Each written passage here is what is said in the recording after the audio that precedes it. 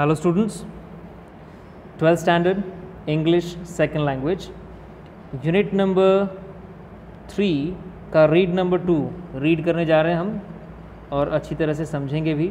इसका जो first read था वो था हाउ कंट्रोल योर स्ट्रेस, और स्ट्रेस को कैसे कंट्रोल करना है वो पिछले चैप्टर में भी था, और इस चैप्टर में उससे रिलेटेड कई एक्सरसाइजेज दिए हुए हैं जो कि बहुत ही इंटरेस्टिंग हैं और बहुत इजी हैं। ठीक है,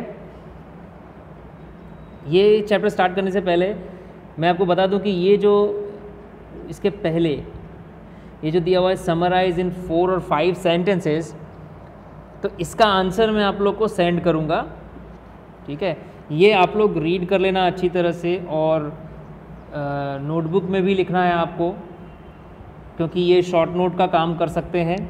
ओके, तो कोई भी पॉइंट ऐसा हमें छोड़ना नहीं है जो कि एग्ज़ाम में पूछा जा सकता है। और एग्ज़ाम तो हमारा अल्टीमेट टारगेट है ही, लेकिन हम इंग्लिश सीख रहे हैं तो उसके लिए जो 4 स्किल्स होती हैं, 4 जो स्किल्स होती हैं उनमें जैसे कि listening, speaking, reading and writing. ठीक है, तो चारों स्किल्स पर हमें ध्यान देना पड़ेगा।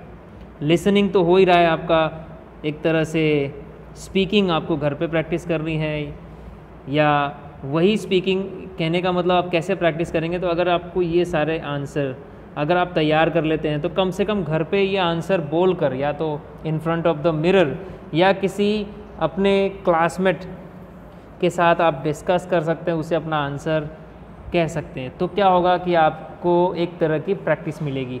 ठीक है, तो स्पीकिंग का भी काम हो जा रहा है, रीडिंग का भी काम हो जा रहा है जो मैं आपको सेंड करूंगा, और राइटिंग का काम आपको नोटबुक में करना है। तो इस तरह से ठीक है, ये प्रैक्टिस में आ जाता है। ओके, तो let's begin with the second read, stress control exercises. Stress control exercises, अब इसमें बहुत सारी एक्सरसाइजेज दी हुई हैं जो कि मैंने पहले भी आपको बताया बहुत इजी है, और छोटी छोटी एक्सरसाइजेज हैं जो कि मीन्स लाइफ में सच में हेल्पफुल है। सबसे पहली एक्सरसाइज है शॉर्ट मेडिटेशन 1, मतलब लघु समय के लिए ध्यान करना है, थोड़े समय के लिए, बहुत ही कम समय के लिए।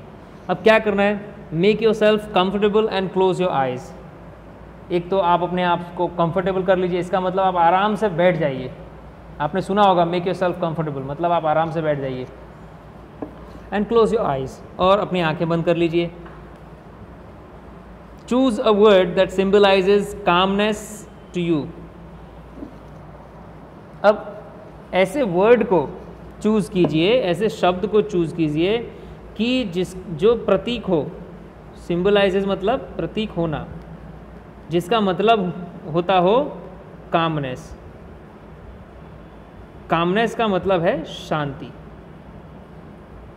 ठीक है, तो ऐसे वर्ड को चूज़ करना है जो कि आपके लिए, टू यू लिखा है ना, तो आपके लिए शांति का प्रतीक हो। अब वो कोई भी वर्ड हो सकता है, जैसे हार्मनी। हार्मनी का मतलब भी क्या होता है, अगर आपके मन में और मन और शरीर का तालमेल अच्छा हो, शांति से अगर आप काम कर रहे हैं तो उसको बोलते हैं हार्मनी। ठीक है, हार्मनी का मतलब संतुलन भी होता है। हार्मनी का मतलब यहाँ पर शांति से भी इसको जोड़ा जा सकता है। और अगर आप सामाजिक हार्मनी की बात करते हैं तो एक तरह से भाईचारे से भी इसे जोड़ा जाता है, पर यहाँ इस शब्द का भाईचारे से अभी कोई लेना देना नहीं है फ़िलहाल के लिए। तो हार्मनी हो गया यानी कि एक तरह का संतुलन, शांति। ट्रैंक्विलिटी मतलब भी शांति, सेरेनिटी मतलब भी शांति, पीस मतलब भी शांति, और रिलैक्स मतलब आराम। तो आराम आपको तभी होता है, तभी मिलता है जब आप रिलैक्स, जब आप शांत हो जाते हैं। ठीक है, तो आपके लिए शांति के प्रति कौन से शब्द हैं, बस उनमें से किसी एक शब्द को चूज़ कर लीजिए, आप पसंद कर लीजिए। ठीक है, ऐसा क्यों कहा जा रहा है, क्योंकि हर इंसान के लिए शांति, जो शांति का जो अनुभव होता है वो अलग अलग सिचुएशन में होता है। कोई मानसिक शांति जानता है, कोई शारीरिक रूप से शांत है, या कोई आसपास ज़्यादा आवाज़ नहीं है उसको शांति मानता है। तो आपके लिए शांति क्या है, उसके हिसाब से उस शब्द को चुन लेना है जो आपके लिए सच में शांति का प्रतीक है। ठीक है, आगे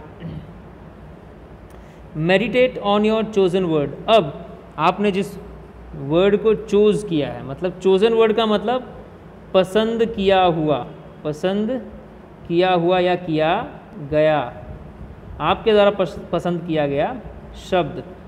तो पसंद किए गए शब्द पर, या तो आपके, योर लिखा है ना, तो आपके पसंद किए गए शब्द पर मेडिटेट कीजिए।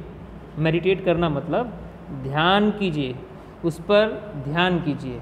ठीक है, विजुअलाइज सीन्स, और विजुअलाइज कीजिए, कल्पना कीजिए, अपने मन में एक तरह से चित्र बनाइए या कल्पना कीजिए उन दृश्यों का, that tie in the word, in with the word, that tie in with the word. उन दृश्यों की कल्पना करनी है जो इस वर्ड से टाई इन है, मतलब जुड़े हुए हैं। टाई इन का मतलब जुड़े हुए हैं। और बिल्डअप मेंटल इमेजेस, या तो ऐसे सीन की कल्पना कीजिए जो कि, या तो आप क्या कीजिए, या तो आप बिल्डअप कीजिए, मतलब बनाइए मेंटल इमेजेस, मानसिक चित्र। ठीक है, मानसिक चित्र बनाइए, मतलब मन में कल्पना कीजिए। यहाँ पर मेंटल इमेजेस बनाने का मतलब मन में कल्पना कीजिए, मानसिक चित्र बनाइए, दैट इलस्ट्रेट द वर्ड, जो कि उस शब्द को इलस्ट्रेट करता है, उस शब्द को परिभाषित करता है, समझाता है। यानी हर इंसान के लिए शांति क्या है, वो किसी न किसी मतलब जो उसका एक्सपीरियंस होगा उसके बेस पर वो महसूस करेगा कि मेरे लिए शांति क्या है। हो सकता है कि आपके लिए शांति है कि आप आराम से कुर्सी पर बैठे हैं और आपको कोई काम ना करना पड़े, तो बस आपको ऐसी कल्पना करनी है। हो सकता है आपके लिए शांति वो है कि आप टेरेस पर बैठे हैं, बहुत ही अच्छी हवा चल रही है, बस वो आपके लिए शांति है। इसके अलावा आपको ज़्यादा काम ना मिले, ठीक है, आप बस लिमिटेड काम करें, वो आपके लिए शांति है। तो शांति आपके लिए अलग अलग तरीके से आपके अनुभव पे डिपेंड करता है। इसीलिए आपको कहा गया है कि आप कल्पना कीजिए। You can also spend some time imagining what it would feel. आप कुछ समय और बिता सकते हैं इमेजिनिंग, कल्पना करते हुए, what it would feel like. What it would feel like का मतलब कि कैसा लगता होगा, इफ़ यू एक्सपीरियंस्ड हार्मनी और ट्रैंक्विलिटी इनसाइड योर सेल्फ, कि कैसा लगता होगा या कैसा लगेगा अगर आपने अनुभव किया होता या किया हार्मनी या ट्रैंक्विलिटी, दोनों का मतलब शांति।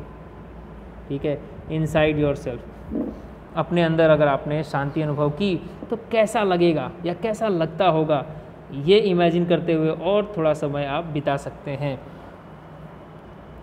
देखिए, ये जो हार्मनी है, ट्रैंक्विलिटी है, इनकी अलग मतलब कुछ ना कुछ फ़र्क होता है, तभी इन वर्ड्स को अलग अलग तरीके से प्रेजेंट किया गया है। तो इनका अर्थ भी मैं आपको इस चैप्टर के अंत में बताऊंगा, ठीक है, क्योंकि टेक्स्ट बुक में भी दिया हुआ है एक्सरसाइज में अलग अलग जो शब्द हैं ये सब इनके बारे में दिया हुआ है, तो हम लोग वो भी समझ लेंगे।